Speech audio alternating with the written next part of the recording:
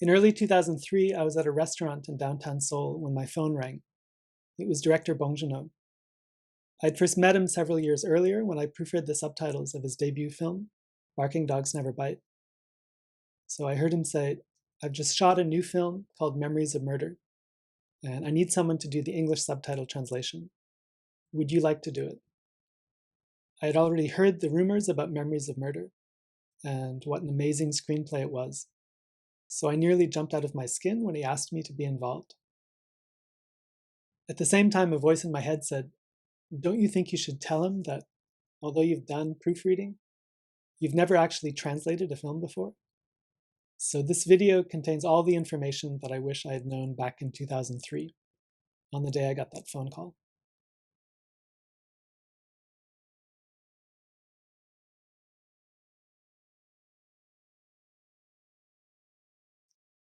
In the end, the translation of Memories of Murder went well, thanks to a lot of help I received, but it was definitely a case of having to learn on the job. I loved the experience though, and that's why close to 20 years later, I'm still deeply involved in translation. Subtitle translation requires an unusual combination of skills, including language competence, bicultural awareness and understanding, writing ability, an understanding of how storytelling works, creativity, and attention to detail, but also a willingness to be flexible and to find compromises. It's harder than it looks, but in this video, I want to start with at least the basic knowledge that you need in order to get started. As I wrote in the title, this is a guide for both translators and filmmakers. That's because filmmakers need to understand the process and collaborate closely with translators in order to create the best subtitles possible. Recently, I worked again with director Bong Joon-ho on his film Parasite, and I was reminded of just how deeply he understands how translation works, both from the translator's perspective, but also from the perspective of the audience. I should note that this video is made with a particular kind of director in mind, namely independent filmmakers who need to make subtitles in order to screen their films for international audiences. Large film companies and distributors generally have their own system in place, which translators then follow. But if you're an independent filmmaker, you may not be sure about the best way to work with your translator. Therefore, this video will help you understand and put into practice the steps needed to make good subtitles. Let me just mention what I won't be covering in this video. I won't be discussing the technical process of embedding subtitles onto a video file. So I won't be talking about subtitling programs, SRT files, or any of that. I'm also not going to cover dubbing because that is a completely different art form. Now let's move on to the main section of this video, where I'll be covering the 4 main stages of the subtitling process. The first is preparation, which can either take a long or a short period of time, depending on the situation. Next is the translation stage. In this section, you'll learn about the mechanics of translation, as well as various tips and strategies for translators to follow. The third stage is the revision stage. As I've gained more experience in translating, I've become more and more convinced that this may be the most important stage of all. And finally, the stage for feedback and final changes. This is when the interaction between translator and filmmaker is most involved.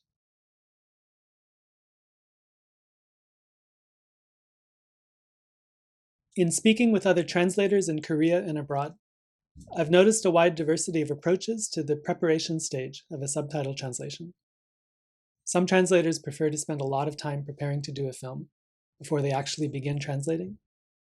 Other translators like to jump in and start working right away. Actually, I think both approaches are equally valid as long as you manage your time properly. As a translator, you can experiment with each approach and find the one that fits your working style. So what are some of the ways that translators prepare? There are several possibilities. The filmmaker may offer the translator the opportunity to read the screenplay in advance. Based on my experiences, there are both benefits and drawbacks to this. The benefit is that you may understand the story in a deeper way before starting work on the translation. The possible drawback to this is related to the fact that a screenplay and a finished film are 2 completely different things. You may be influenced or distracted by elements that were in the screenplay, but which didn't make it into the final film. A particularly interesting case is when the screenplay has already been translated into English by someone else. This is what I experienced myself when translating both Parasite and The Handmaiden. In this situation, reading the screenplay in advance may consciously or unconsciously affect your own translation of the subtitles. And so this is something I think you have to be careful of. Personally, I would recommend to maybe read the screenplay after the translation stage rather than before. Or if you do read the screenplay in advance, I recommend trying to forget it as much as possible when doing the subtitle translation. Another way a translator might prepare is to read the original source material, such as the novel or play in which the film is based. When I was hired to translate The Handmaiden, the first thing that director Park Chan-wook asked me to do was to read the original novel, Sarah Waters' Fingersmith. This is because there were specific lines of dialogue that were taken directly from the book. For some films, it might even make sense to search out a history book. If I were translating a film based on Korea's famous King Sejong, for example, then reading about him in advance could be very helpful in preparing for a translation. A final opportunity that may arise for some translators is to meet and discuss the film with the director before starting work on the subtitles. Now, I know that translators in some countries might be laughing at me as I say this, because in many film industries, this kind of translator-filmmaker interaction is very rare. But if you are an independent filmmaker who cares deeply about the quality of your subtitles, it does make sense to meet and establish a personal relationship with your translator. This can either be done in the preparation stage, the feedback stage, or both. Personally, I think that if the director only has time to meet once, more can be accomplished in the feedback stage than in the preparation stage. But more on that later. In the weeks before I started the translation for Parasite, I was in the US, so I wasn't able to meet directly with director Bong. So instead, I received 4 pages of notes by email. Not every director is as comprehensive and detail-oriented as director Bong, and it may not be necessary for most directors to provide 4 pages of notes to your translator in the preparation stage. But from a translator's point of view, some comments from the director can be very helpful. What I find particularly helpful in the preparation stage is to hear the director's thoughts on the main characters and the key relationships in the film. So, for example, what are some of the defining features of the main characters? How do they talk? Do they have any characteristic speech patterns? Do they evolve at all in the course of the film?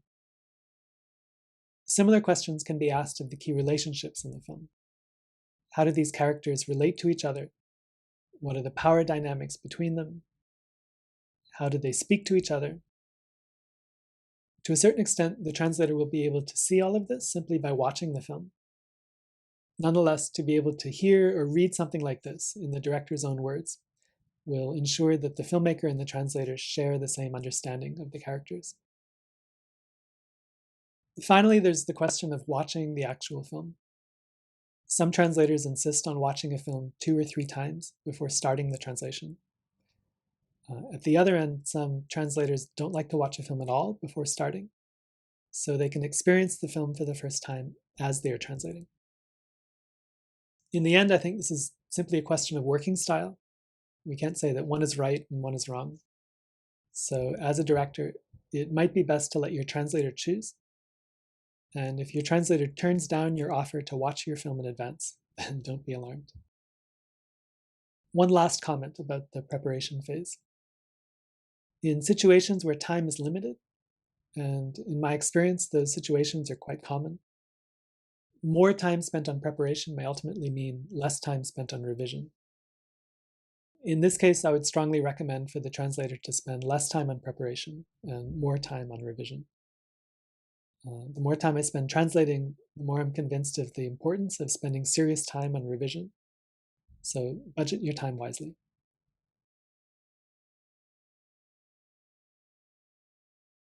Let's talk about the most labor-intensive stage of the subtitling process, which is during the actual translation. So depending on the length of a film and the amount of dialogue it contains, It usually takes me 5 to 10 days of fairly intensive work to get through this stage and complete the first draft of a translation. If you're working as a film translator in South Korea, generally you'll receive two things from the filmmaker: a copy of the film, either as a streaming length or a video file, and a dialogue list. In some cases, the filmmaker may give you a copy of the screenplay with the dialogue updated to match the actual words spoken in the film. But to be honest, I find it more convenient just to receive a list of the dialogue without any scene headings, descriptions of the action, or anything else. So the starting point of the translation process will look something like this: a big chunk of text in the source language. The end point is going to look like this, with the dialogue broken up into parts and the translation written underneath. Some translators will write this out in an ordinary word processing document. Other translators may prefer working in a spreadsheet. Still others may be asked to work directly in a subtitling program. For me personally, I've always just worked in Microsoft Word, and that does seem to be what most translators do in South Korea. Now let's go through some of the steps you'll take in getting from a big chunk of unformatted text to the final product. First, let me explain the meaning of the word spotting. This is the process of dividing up lines of dialogue into shorter segments. Very long sentences need to be divided up into parts. Otherwise, there isn't enough room to fit the translation on the screen. A sentence like this, for example, could be divided into 3 parts. But these divisions are not just based on length. They should also reflect the rhythm and tempo of the actor's speech. To illustrate this, I'm going to show you some examples from a film called The Table, which I translated back in 2016. Thank you to director Kim Jong-kwan and producer Jenna Koo for their permission to use clips from their film.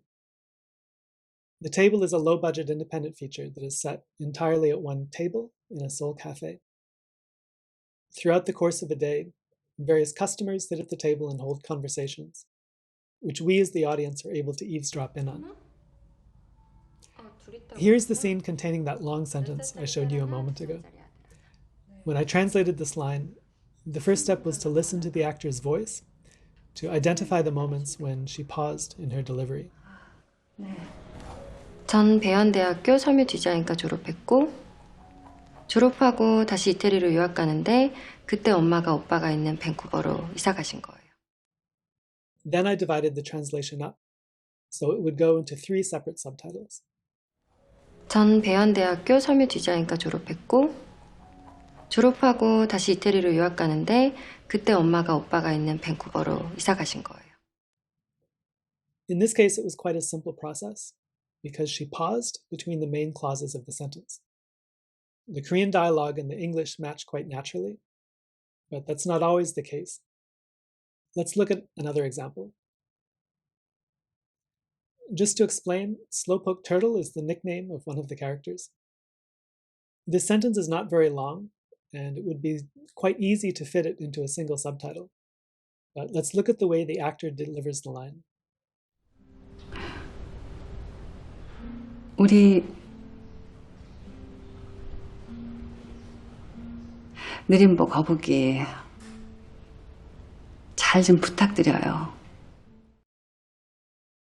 Having this single subtitle on the screen for such a long time feels uncomfortable because of the long pause she makes after the first word.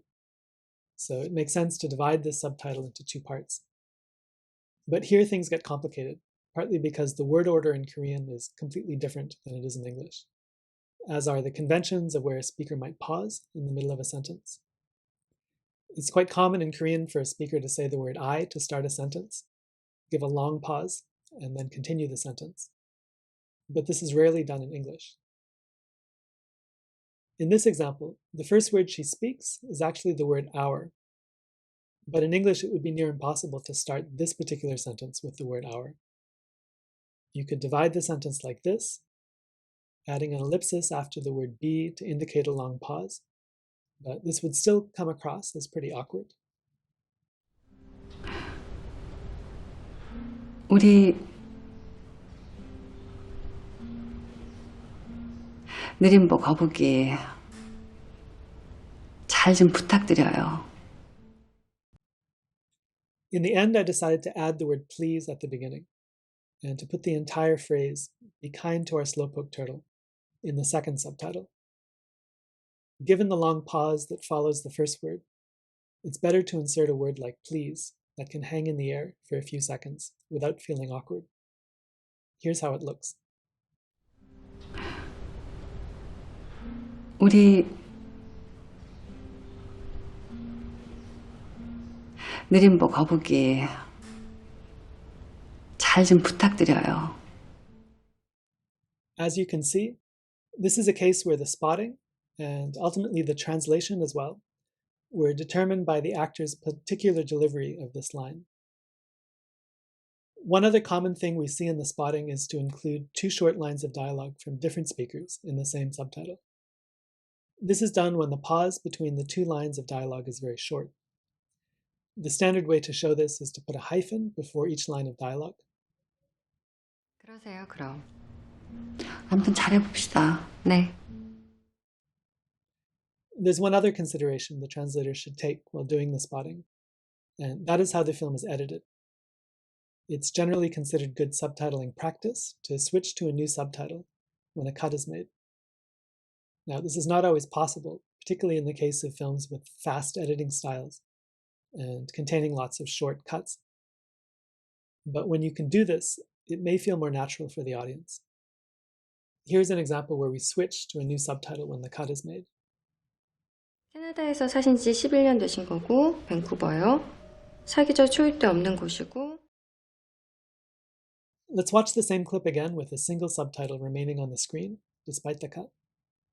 캐나다에서 사신 지 11년 되신 거고, 밴쿠버요. 사기절 초입대 없는 곳이고. Most viewers are probably not going to notice the difference.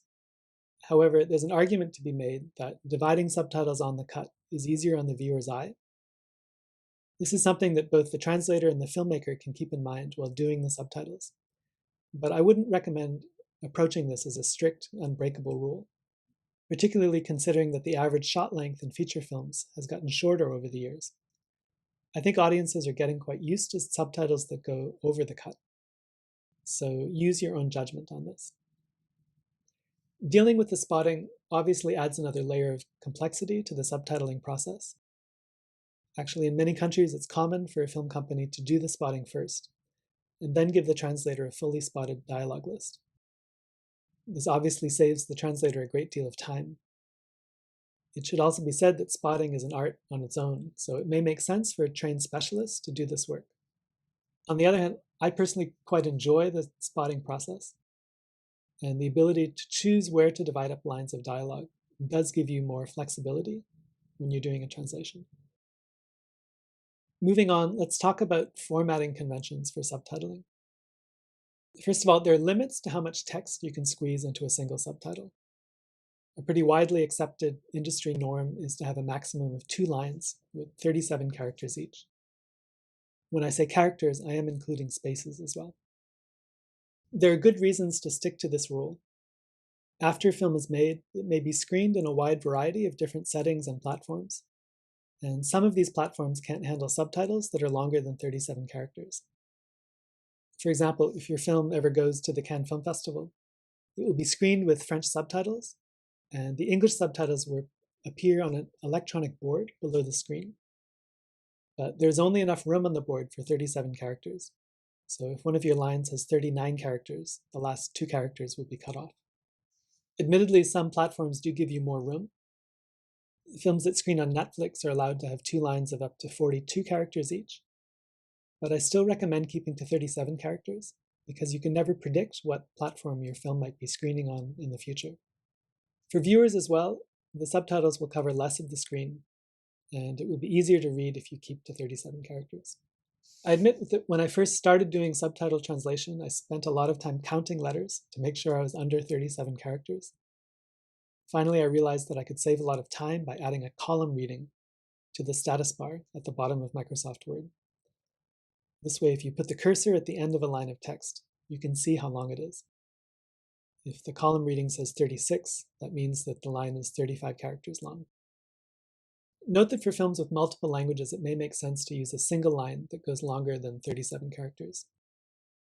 This makes it possible to include subtitles in 2 languages at the same time. Recently, I did some revising of subtitles for the Korean documentary Untold, which is about atrocities committed by Korean soldiers during the Vietnam War. Because the film had many interviews with Vietnamese subjects, it made sense to present English and Korean subtitles on the screen at the same time, so that both Korean and English-speaking audiences could watch the film together. Sticking to a single long line made that possible. Bò với ở nhà cái nhà đó đó, cái nhà mà chữ đang lồm đờ tiếng niệm đó, đang lồm đờ tiếng niệm á, loa tay anh á, họ loa như quạ luôn á, họ loa đó, loa đó bắt đầu có lùi súng vô đó, ở nhà ở nấy ở nhưng mà cái nhà ông đây là coi như cái. Another thing you'll want to think about as you write out the subtitles is where to put the break between the two lines of text. Generally, you try to keep the top line and the bottom line of a similar length. So the bottom example here looks better than the one on top. This is pretty intuitive, but the other thing to consider are the syntactical groupings within the sentence. Our brains process the words my daughter together, so it's a little bit more difficult to read if you leave the word my at the top line and push daughter to the bottom line. It's not a huge difference, but over the course of the film, it will be more comfortable for the viewer to read if you avoid breaking up these syntactical groupings. So sometimes it does make sense to use lines that are unequal in length, but which preserve these groupings. I should mention italics as well, because the way they are used in subtitles is somewhat special. Here are the situations where you use italics. Voiceover narration, when we hear the thoughts inside a character's head. Background audio from a TV or PA system. If it's not essential to the plot, then you can leave it unsubtitled. Song lyrics, when someone is singing. Someone speaking on the other end of a phone or another device.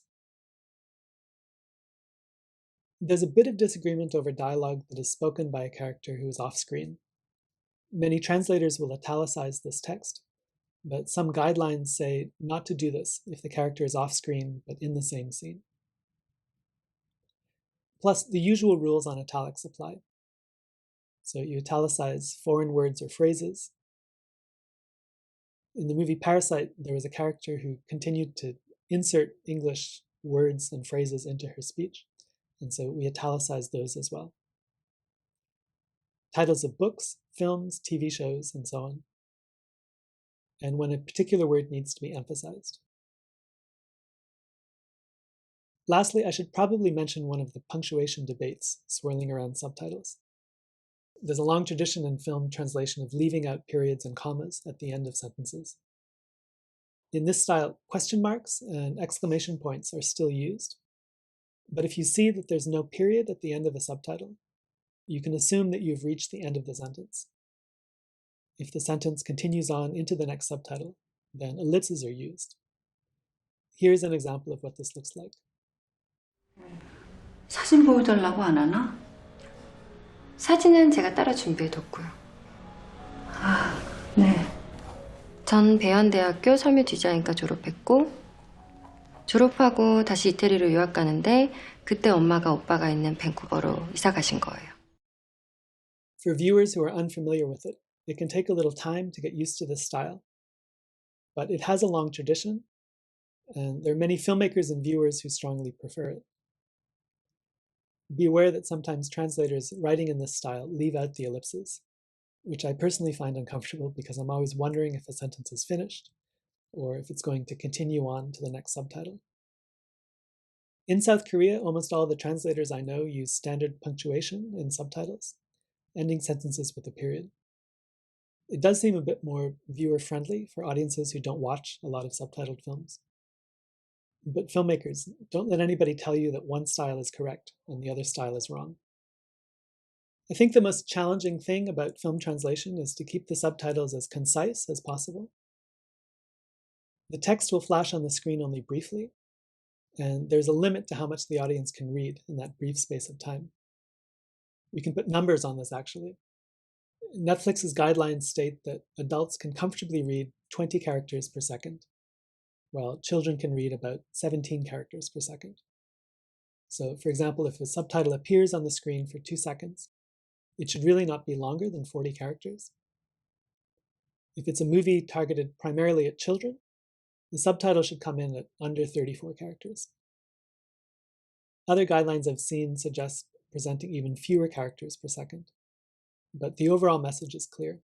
You need to make your subtitles as concise as you possibly can. So what's the best way to handle this? Over the years, I've found myself taking a more and more minimal approach to subtitles. I used to try hard to reflect and articulate every single word in the original line of dialogue, but I realized eventually that this isn't necessary. The key thing is this. Even if the subtitles are minimalist in style, they don't feel minimalist because they are overlaid on top of the actors' performances. You don't have to emphasize and underline every emotion in the text, because the audience will hear the emotion in the actors' voices and see it in their faces. The subtitles play a complementary role. Still, the relationship between the emotion in the subtitles and the emotion in the actors' performances is important. The subtitles may use fewer words, but they should still be as expressive as possible, and they should blend in smoothly with the emotion and rhythm of the overall scene. This, I think, is the great artistic challenge inherent in subtitle translation. On the other hand, even as you take a minimal approach, you need to make sure that you don't leave out any important information. It's quite common for translators to skip over sections of the original text in order to keep the subtitles concise.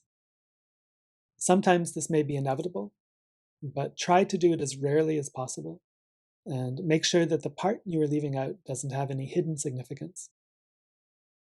So to sum up this rather impossible challenge, subtitles need to have as few words as possible, be as expressive as possible, and to not leave out any important information. Thankfully, this is something that becomes a bit easier as you gain more experience. Part of it is simply mechanical, using alternative grammatical constructions or phrases to make a sentence shorter.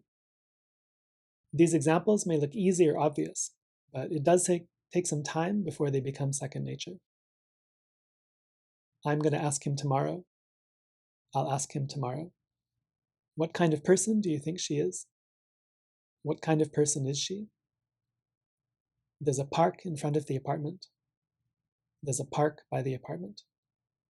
Of course, in front of the apartment does not mean exactly the same thing as by the apartment. But if there's a scene in the film that shows visually where the park is in relation to the apartment, or if it's just not that important for the viewer to know exactly where the park is, then there should be no problem using the word by instead of in front of. Exchanges of dialogue sometimes provide an opportunity to be more concise, because you can have a speaker respond with a sentence fragment rather than a full sentence. For example, where will you go after class? I'll stop by the library. Where will you go after class? The library. Most people understand the importance of keeping subtitles concise, but there's another factor to keep in mind as well.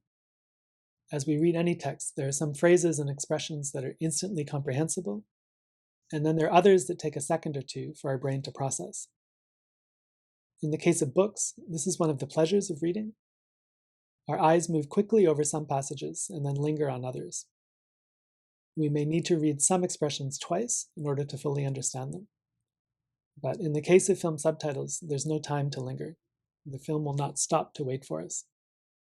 So just as important as keeping the subtitles concise is to write them in a way that can be understood quickly. This doesn't mean that you simplify the message in the underlying dialogue, but it does mean that when you translate, you avoid unnecessary ambiguity and complexity. For example, there are certain expressions in English that can have two possible meanings.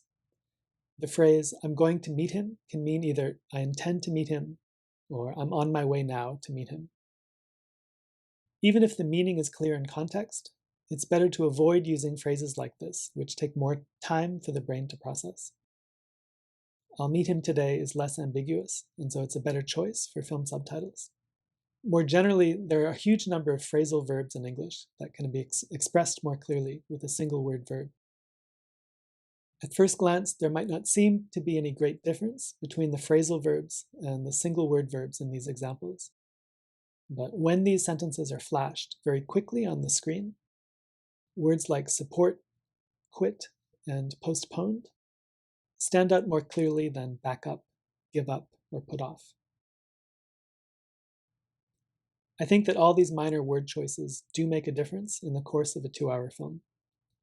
If a viewer feels tired after watching a subtitled movie, it may be partly because it took too much brain power to decode the ambiguities and double meanings in your subtitles. But if you train yourself to express meaning clearly, prioritize single word verbs, and avoid ambiguity, viewers will feel more comfortable reading your subtitles without even knowing why. Finally, one thing you should never assume is that the viewers reading your subtitles will all be native speakers of English. Actually, for most Korean independent films, the majority of people who watch the film at festivals around the world will probably be non-native speakers. So be considerate and avoid using too much slang or obscure vocabulary. You still want to be expressive, but don't make things too hard on your audience. The last thing I'd like to discuss about the translation stage is the issue of compromise. All translation requires compromise on some level, because there are words or phrases in one language which simply can't be expressed with the same clarity and elegance in another language. This is why Umberto Eco famously referred to translation as the art of failure. But for subtitle translation, this is particularly true. The compromises that have to be made in the name of keeping subtitles concise or clear can be heartbreaking. But these hard choices are necessary. It sounds odd to say this, but in subtitle translation, often the worst translation ends up being the better choice. To choose just one example at random, here's another line of dialogue from Kim Jong-kwan's film The Table. If I could choose my ideal translation for this line, it might be something like, "When you live this kind of life, you hardly ever get the chance to be honest." In contrast, the line, "Living like this, you can rarely be honest," feels clipped short and a bit awkward. Since it's not as precise, I would definitely say it's a worse translation. But given the space constraints of subtitles and the way the line is delivered, I think it was nonetheless the right choice for this line. I know it can be frustrating to constantly be making these sort of compromises as you translate, but try not to spend too much time struggling to get the perfect translation. After all, in the revision stage, you'll have another chance to find a better solution.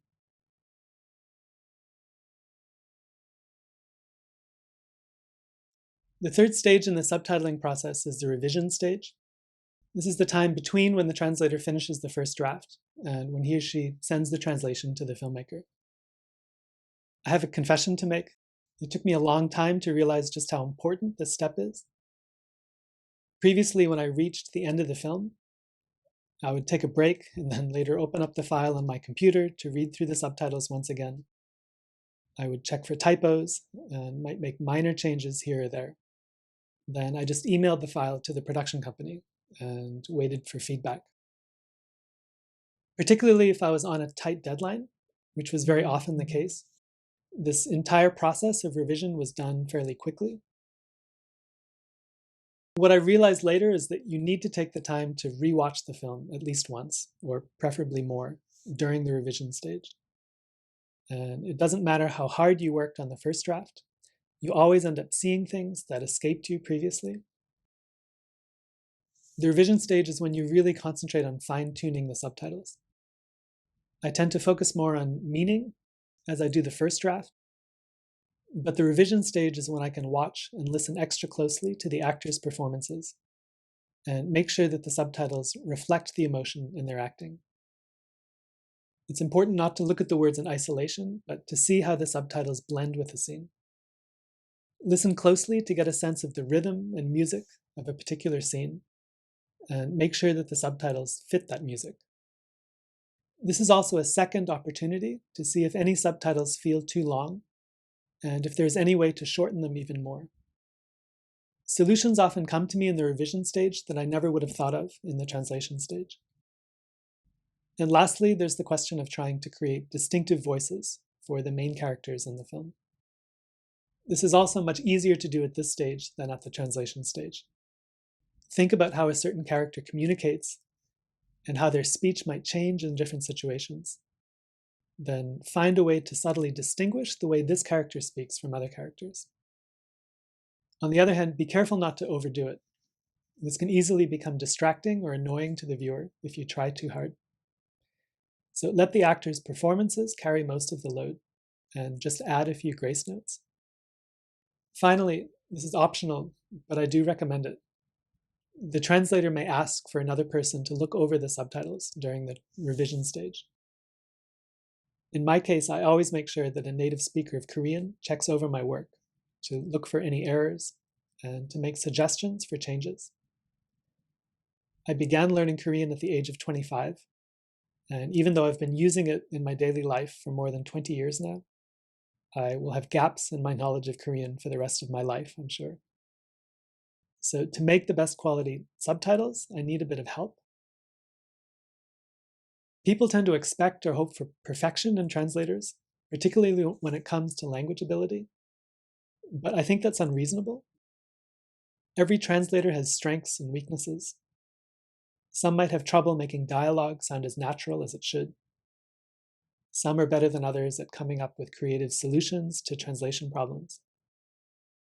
So to me, a really good translator is not someone who's perfect, but someone who knows his or her strengths and weaknesses, and then has a plan to address those weaknesses.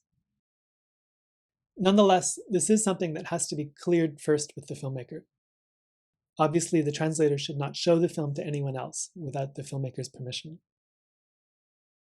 Sometimes filmmakers are a bit hesitant to allow this, but if you can find a way to address concerns about piracy and secrecy, this kind of outside advice can bring a real improvement to the quality of the subtitles.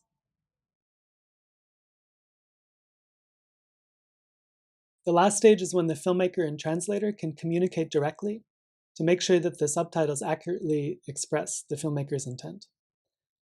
The depth of this interaction may depend on several factors, including the filmmaker's ability to read English. Sometimes it may be as simple as a few email exchanges, with the filmmakers suggesting some revisions. Other times, the two may want to meet and discuss things in person, or even watch the film together, going over the translation line by line.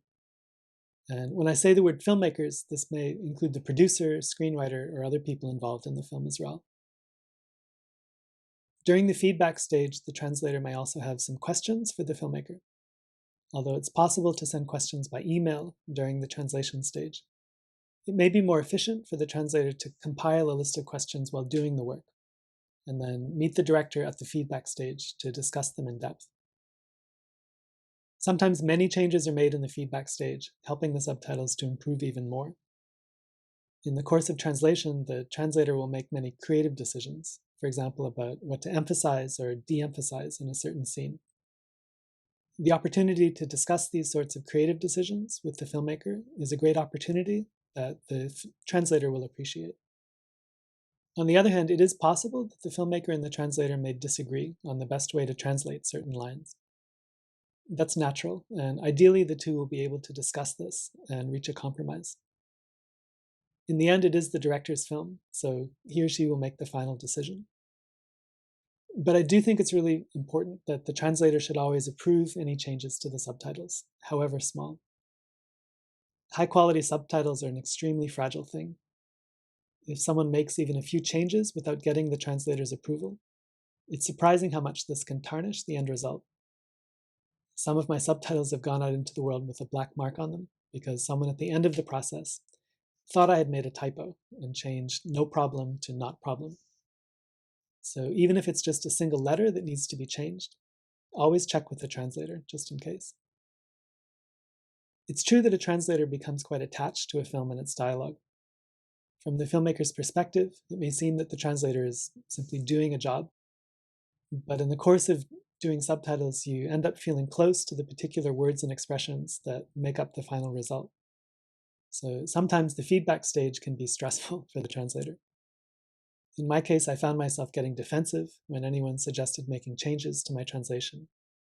But good translation between the filmmaker and translator solves this problem, and ultimately it leads to the best quality subtitles.